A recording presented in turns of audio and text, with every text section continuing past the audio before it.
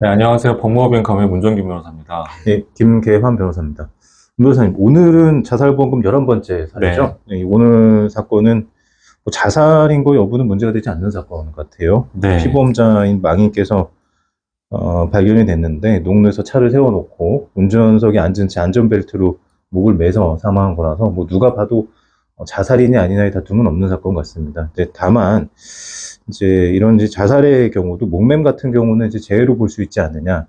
라고 해서 이제 일반 사망보험금과 재해 사망보험금을 청구했는데 보험사에서는 사실 이 보험은 우체국 보험입니다. 우체국에서 일반 사망보험금은 2천만 원 줬지만 재해 사망보험금은 이제 지급하지 않은 사례이죠. 네, 네. 이 약관에서 보험금 지급 사유가 어떻게 돼 있나요? 일단은 방금 말씀하신 것처럼 일반 사망보험금하고 재해사망보험금부터 좀 구별을 해야 되는데, 아무래도 재해사망보험금은 이 재해라는 거에 대한 해석도 필요하죠. 근데 어쨌든, 문헌상으로는 재해를 직접적인 원인으로 사망했을 때 지급하는 게 재해사망보험금이고, 그거를 좀 구분한다면은 뭐 교통재해인 경우에는 교통재해사망보험금, 그게 아닌 일반적인 재해라면 일반 재해사망보험금이라고 되어 있는데, 이 재해에 대한 거는 또 보험 약관에 분류가 되어 있습니다.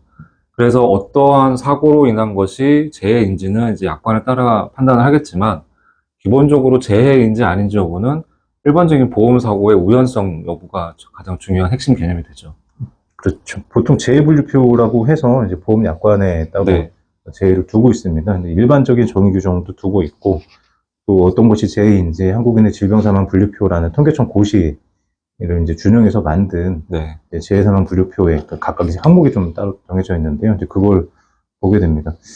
이 사건 같은 경우는 지금 일단 뭐 자살인 거는 명확하고, 그다음에 일반 사망보험금은 재해가 아닌 그 원인으로 사망했을 때 주는 거니까 일반 사망보험금은 이제 지급을 했는데 이제 네, 물론 자살 면책 기간이 이제 2년이 지났으니까 이제 된 거죠. 네, 보험 네, 가입하고. 네, 네, 핵심은 이제 재해사망보험금이 해당이 되느냐, 그 재해에 해당되느냐가 문제죠. 네.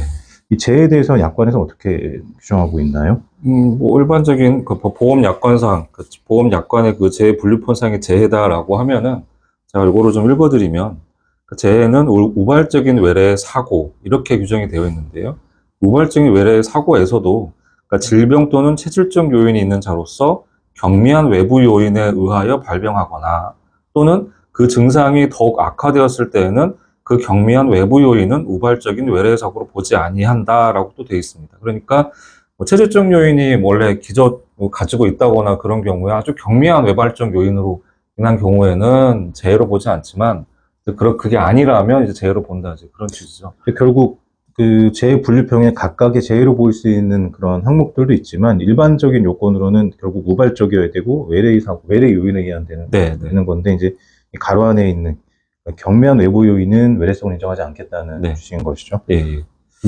이제 자살의 경우는 결국 그 재해 요건 중에서도 우발적인, 그러니까 우연성이겠죠. 이 네, 부분이 그렇죠. 문제고, 예, 또 보통 이제 상해보험, 손해보험사의 상해보험 같은 경우는 그 급격한 외래의 우연한 사고라고 합니다. 이제 네, 상해를 그렇게 정의하고 있는데 그 중에서 이제 급격성 부분만 좀 차이가 있고, 네, 뭐 우발성과 외래성 이 두 가지 우연성이라고도 하죠. 우연성과 외래성이라는 요건은 공통되는 요건입니다. 네. 이 사건의 경우 법원은 어떻게 판단했나요? 그러니까 뭐 자살이라는 것은 결국에는 고의에 의해서 자기의 생명을 이제 끊는 행위이기 때문에 이건 우연한 사고로 볼 수 없다. 그러니까 결론은 좀 단순합니다. 그래서 우연한 사고가 아니고 재해에 해당하지 않기 때문에 보험금을 지급할 수 없다. 결론이 이렇게 내려졌죠. 그렇죠.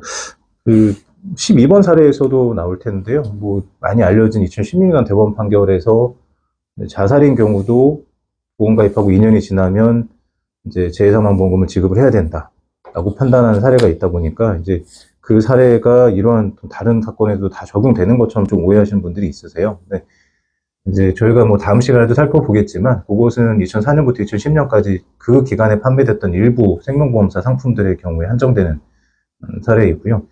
그 해당의 경우는 이제 재해사망 특이하게 규정되어 있는 자살면책 예외의 어떤 규정 때문입니다. 이제 이 사건의 경우는 그와 같은 약관 규정이 없고, 그래서 일반 원칙으로 돌아가서 자살의 경우는 재해 요건인 우연성을 충족하지 않는다. 그래서 재해로 볼 수 없다. 그렇기 때문에 보험가입하고 2년이 지나든 안 지나든 그거 관계없이 지급 대상이 아니다라고 판단한 사례입니다. 네. 그 점을 좀 유의하시면 될 것 같고요. 근데 다만 이 사건 판례에서 이제 한 줄이 좀, 그 한 줄의 멘트가 조금 이제 좀 더 네. 살펴봤어야 되는 거 아닌가라는 부분이 있는데, 그 다만 이 사건 판결에서 이제 망인이 정신질환을 알았다는 사정만으로는 뭐 이 사건의 보험금 지급을 인정할 수 없다. 그런 사정이 있다고 하더라도 인정할 수 없다. 이렇게 한 줄 설치가 되어 있는 부분이 있어요. 그러니까 이 부분은 사실 이렇게 한 줄로만 설치될 부분은 아니잖아요. 그렇죠. 사실은 정신질환이 있었다고 한다면 네. 자살면책이 예외인 그 자유로운 의사결정을 할 수 없는 사정이 있는지 여부도 살펴봐야 되는데 네.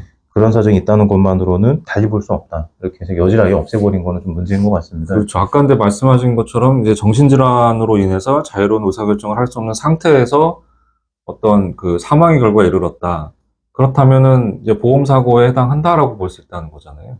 대법원은 아예 이제 그런 경우는 우발적 사고로 해석을 합니다. 네. 물론 이제 견해 차이는 좀 있어요. 네. 어쨌든 대법원은 그 자유로운 의사결정이 없는 상태에서는 우발적인 사고로 보기 때문에 우연성을 충족한다고 보고 보험금 지급 사유로 보험금을 지급해야 된다고 판단하고 있죠. 그래서 네.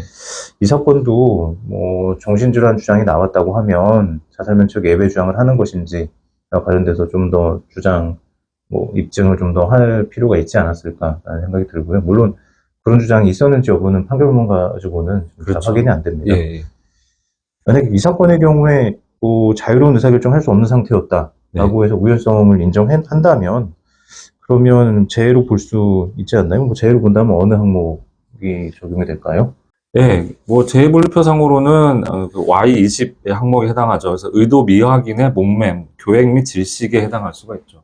네, 그러니까 결국 자유로운 의사결정 할 수 있는 상태였는지까지 좀 더 판단이 됐더라면 한 아쉬움이 남는 사건이고요. 정리해드리자면 일반 원칙적으로는 자살의 경우는 우연성이 없다고 보기 때문에 재해사고로 보지 않습니다. 그래서 자살의 경우는 일반 사망보험금이 경우에 따라 지급이 될 수 있지만 재해사망보험금은 지급되지 않습니다. 물론 이제 다음 저희가 12번째 사례에서는 좀 그와 다르게 판단한 예외가 있고요. 네, 오늘 여기까지 하고요. 저희는 다음 시간에 뵙도록 하겠습니다. 감사합니다.